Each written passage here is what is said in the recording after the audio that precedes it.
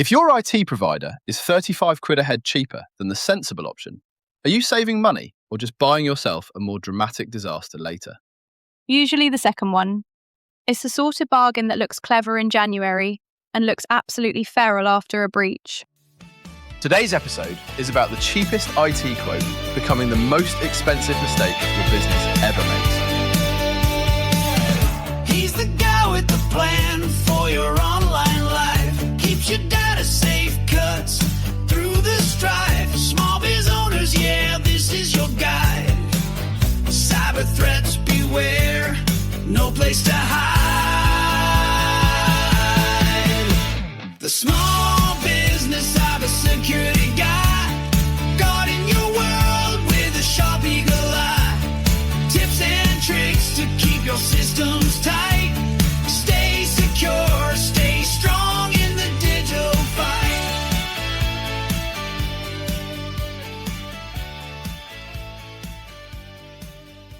Welcome back to the Small Business Cybersecurity Guy. I'm Noel Bradford, and with me as always is Mauven McLeod. Hello, coffee in hand, tolerance for nonsense somewhere near zero. Let's do it. Good, because this one annoys me. I saw one of those LinkedIn graphics this week. Big, bold colours, loads of confidence, not nearly enough nuance. The pitch was simple. Why pay a security-first managed service provider when a cheaper IT company can save you £30 to £40 per user per month? Which, if you're a business owner staring at payroll, rent, energy, insurance, all the rest of it, sounds tempting. Of course it does. I'm not pretending margins don't matter. But the problem with these comparisons is they act as if IT support is just a bloke with a laptop and a ticket system. It isn't. If somebody is massively cheaper, something real has been removed from the service. The question is what? And the worst question, the one that turns up later, is what that missing bit costs when things go sideways. So we're not doing vague fear-mongering here. We're doing the maths, then the UK breach data, then what proper security tooling actually costs, then insurance, ransomware, regulators, and finally, what questions listeners should ask their provider. Exactly. Plain English version. If your cheap provider has cut out MFA, patching discipline, monitoring, decent endpoint protection, user training, or incident response, you haven't saved money. You've just agreed to self-insure against cyber risk without realising it. And self-insuring only works if you can actually absorb the loss. Right, let's get into it. Let's start with the sales pitch. 25 staff. Your current provider is £35 per user per month cheaper than a proper security-focused MSP. That's 875 quid a month, 10,500 a year. On a spreadsheet, that looks lovely. It does. That's a number a business owner can see and feel straight away. Yep, and that's exactly why this works. Cheap IT gets sold as a neat annual saving. It is almost never sold as a list of controls that have quietly been binned to achieve that price. So the right question isn't, why is the secure provider dearer? It's, how on earth is the cheap one making the maths work? Correct, because they're not performing wizardry. They're cutting something, maybe several somethings, maybe proactive patching, maybe proper monitoring, maybe enforced multi-factor authentication, maybe endpoint detection and response, maybe security awareness training, maybe documented incident response. Usually, it's a cheerful little mixture of all of them. And to be fair, some owners won't know those things are missing because nobody explained they should be there in the first place. Exactly. That's the trap. If you're not technical, you compare quotes like for like, because both say managed IT support. But one might mean we actively secure, monitor, document and maintain your environment, while the other means ring us when the printer bursts into flames. Same label, very different service. It's a bit like comparing a car with airbags, brakes, MOT, insurance, and actual tyres against one that's cheap because 2 doors are missing and the dashboard lights look like Christmas. That's not a bad analogy, actually. Cheap IT isn't just lower cost, it's hidden risk transfer. The provider keeps the contract nice and slim, and the customer unknowingly takes on the exposure. If nothing bad happens, everyone feels clever. If something does happen, that saving gets measured against outage costs, recovery costs, insurance wrangling, client fallout, and potentially regulatory trouble. So the whole episode really hangs off one question. What are you not getting for that 10.5 grand saving? And can your business survive the answer? That's it. Because this is never about whether cost matters. It does. It's about whether you understand what's been removed and whether you've consciously decided to carry that risk yourself. Most firms haven't. They've just picked the smaller number and hoped the universe would be kind. Now let's ground this in actual UK data, not American nonsense pasted into British conversations. The DCIT Cybersecurity Breaches Survey 2025 found that 43% of UK businesses experienced a cyber breach or attack in 2024. That's not niche. That's not bad luck. That's almost flipping normal. Roughly 612,000 businesses. And phishing hit 85% of businesses. Ransomware prevalence doubled to 1%, which sounds small until you say it properly. About 19,000 UK organisations. That's the thing with percentages. 1% sounds tiny. 19,000 wrecked weeks sounds rather less tiny. Exactly. And the average cost of a breach with a material outcome was £8,260 in 2025, up from £6,940 the previous year. So let's line that up against our saving. You saved 10.5 grand on IT. The average meaningful breach cost just over 8 grand before we even start on the stuff that doesn't fit neatly in a box. Downtime, lost orders, staff sat idle, directors not sleeping, clients asking awkward questions. The usual bundle of joy. Right. Average breach cost figures are useful, but they're tidy. Real life isn't. If your systems are down for 3 days, your sales team can't work, accounts can't invoice, ops can't deliver, and management loses a week to firefighting, the true cost can sail past the average very quickly. And some firms can absorb that. Plenty can't. That's the core point. Choosing cheap IT can amount to self-insuring against cyber incidents. You're basically saying, we'll keep the money and take the risk ourselves. Fine, if you understand the exposure and have cash reserves, process resilience, tested recovery plans, and the stomach for disruption. Most small businesses do not. They're not self-insuring. They're accidentally uninsured. With no idea they've made that choice. Exactly. And because breaches aren't rare anymore, this isn't some abstract what if. Statistically, a lot of businesses listening will deal with something. The issue is whether it becomes an inconvenience or a body blow. Cheap IT tends to widen that gap in all the wrong directions. Don't leave your business exposed. Hit subscribe and like the show. Stay informed and protected. Small business cybersecurity guide. Security tips you can trust. Subscribe now. Stay secure.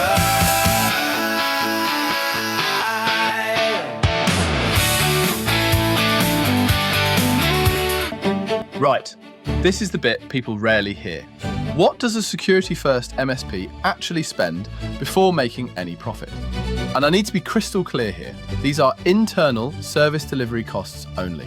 They do not include premises, utilities, management overhead, margin, or your productivity software like Microsoft 365 licenses. So this is the plumbing under the service, not the finished price.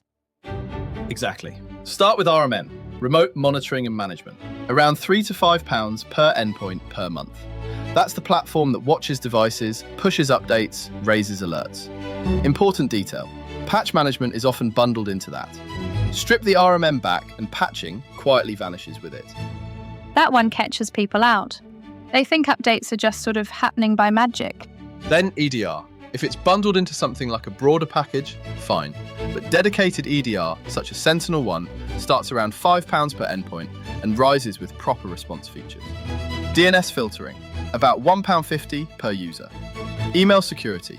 If you're not on a premium Microsoft plan that includes Defender, £5 or more per mailbox for a dedicated product. Application control, like Threat Locker, £8 plus per endpoint. Security awareness training, about £7.50 plus per user. Backup, £3 to £5 per endpoint if it's not bundled. SOC monitoring ranges from included in some bundles up to about £10 per endpoint. And that's before the MSP's ticketing system and documentation platform. which they need if they're going to run anything professionally. Exactly. PSA for tickets and audit trail, £40 to £80 per technician per month. Documentation, another £5 to £10 per technician.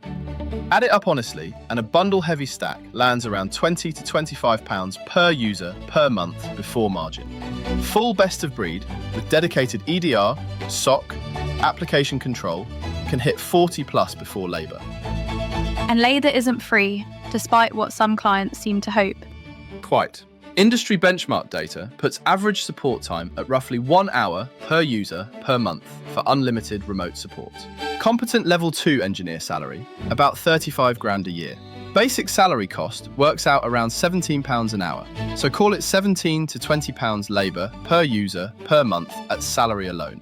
That is before employers' NI, pension, training, certifications, desk, insurance, any of it. So when a provider is wildly cheaper, they're not just being efficient. They're either dropping tooling, under-resourcing labour, or both. That's the blunt truth. There's no secret tunnel to high-quality, secure support at fantasy prices. Physics still applies. And vendor contracts make it worse. Some providers are stuck with minimum seat commitments or high watermark pricing, meaning if your user count rises then drops, they may still be paying at the higher seat count. So when somebody offers bargain basement pricing, ask yourself what's been cut, because it won't be the laws of arithmetic. Bottom line here, if you strip out your Microsoft licensing from your per seat cost and are paying any less than £50 per user or endpoint per month, then alarm bells have to be ringing. In London, it should be more like £75 per user or endpoint per month, as well as it's London. Now, a lot of owners hear all this and say, it's all right, we've got cyber insurance. Maybe. Maybe you've got a premium leaving your bank account every month. That is not the same thing as being claim ready. And more firms do have cover now. The DCIT survey put cyber insurance uptake among UK small businesses at 62%, up from 49% the previous year. Which is good, but nearly 1 in 4 cyber insurance claims filed in 2024 were denied for failing to meet coverage requirements, according to data cited by Fitch Ratings. Some analysts put the number higher, and the reasons are painfully predictable. Missing MFA is the classic one. Yep, policy says MFA must be in place. Breach happens, MFA wasn't enforced. Claim denied. Then patching gaps. Insurers increasingly want evidence systems were maintained properly, not vague reassurance and crossed fingers. Then optimistic policy forms. That's me being polite. If the application says you have controls that you do not in fact have, the insurer may treat that as misrepresentation and void the policy. And then the reporting window. Loads of policies want notification inside 48 to 72 hours. Exactly. If your provider only notices incidents when you ring up saying, everything's gone weird, you may already be late. The Association of British Insurers said UK insurers paid out £197 million in cyber claims in 2024, up 234% year on year. Malware and ransomware made up 51% of those claims. When payouts go up like that, insurers do not become more relaxed. They become fussy as hell. Meaning they want evidence. Reports, screenshots, timestamps. Something more robust than, Dave from IT reckons we're probably fine. Precisely. A security-first MSP tends to know this. They enforce MFA, document patching, keep logs, monitor actively, and ideally they've actually read your policy requirements. Bargain providers often do the bare minimum and rarely ask to see the policy at all. That's the maddening part. The insurance and the IT are joined at the hip, but many firms treat them as separate purchases. So if your provider has never asked what your insurer requires, that should make you twitch. It should make you twitch hard, yes. Let's talk ransomware, because this is where cheap IT stops being a nuisance and starts becoming existential. Ransomware usually gets in through phishing, unpatched systems, and weak or missing MFA, which is handy, because those are exactly the controls bargain providers love to treat as optional extras. That's why a phishing email isn't just an annoying email. It's the start of a chain. Click, login stolen, access gained, files encrypted, everyone miserable.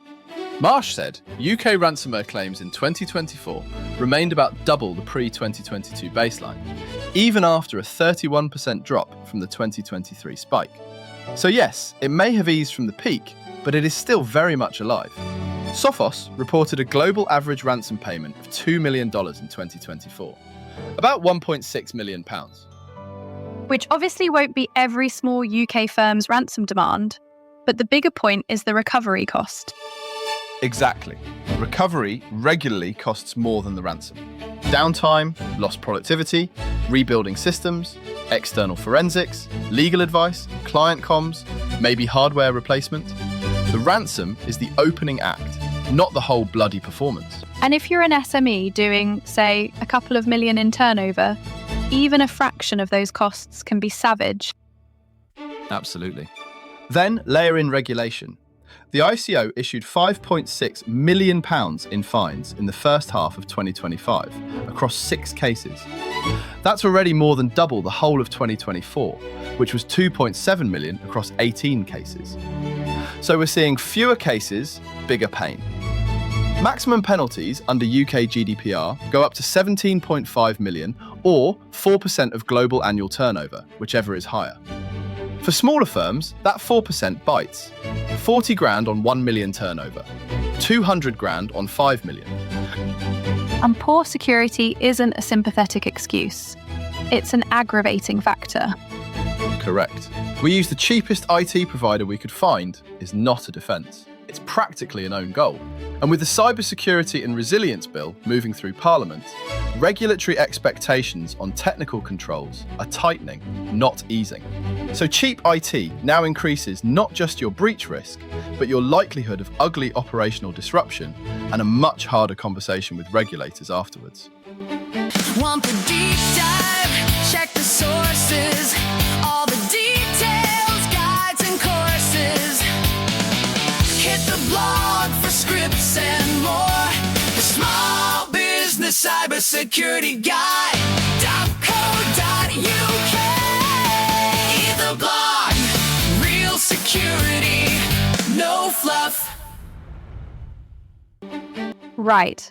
If you're listening and thinking, lovely, I'm now mildly ill, let's make this useful. You do not need to fire your provider this afternoon.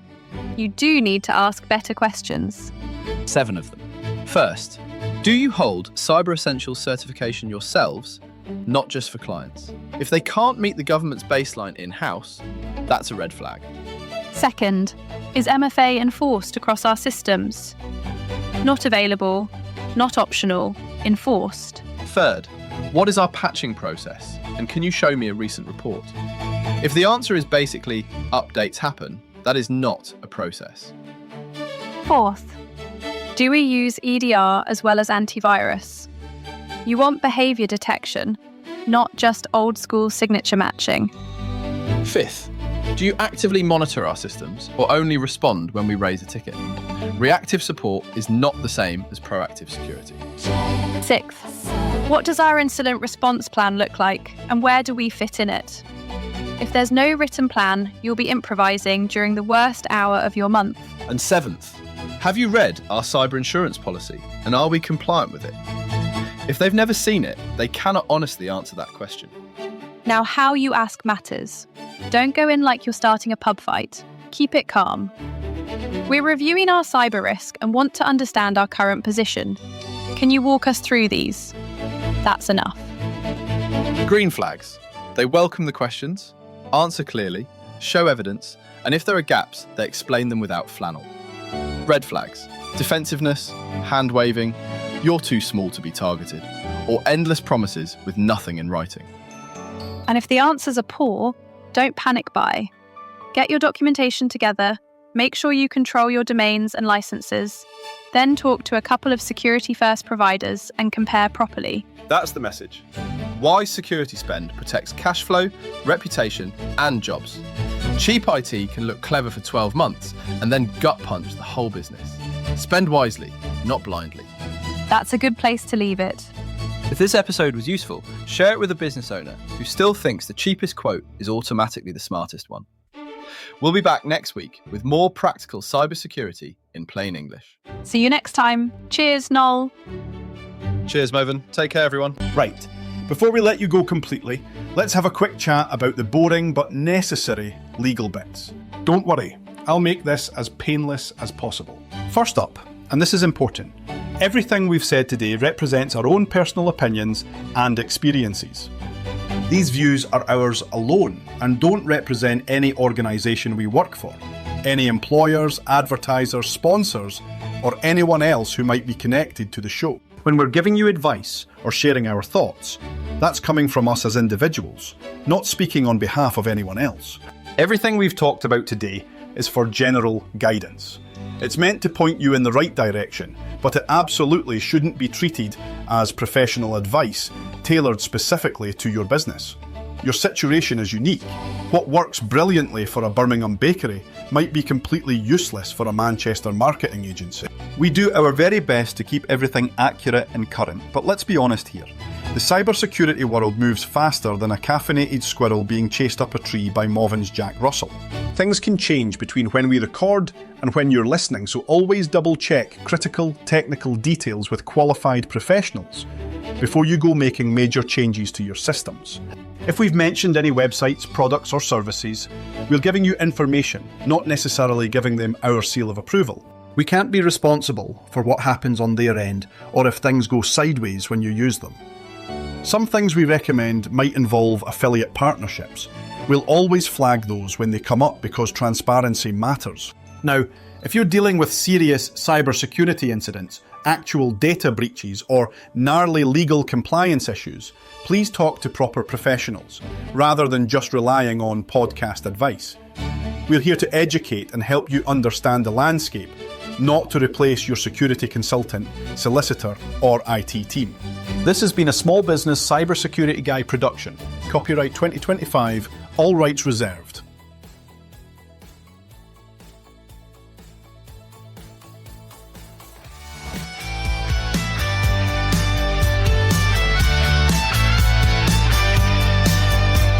Click subscribe and join the ride. Together we'll shield the digital tide. Your business is strong when your data's secure. The Small Biz Cyber Guy, here to ensure.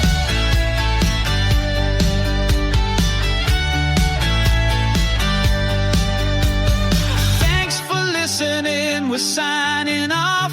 Stay cyber safe no matter the cost. The Small Biz Cyber Guy says goodbye until next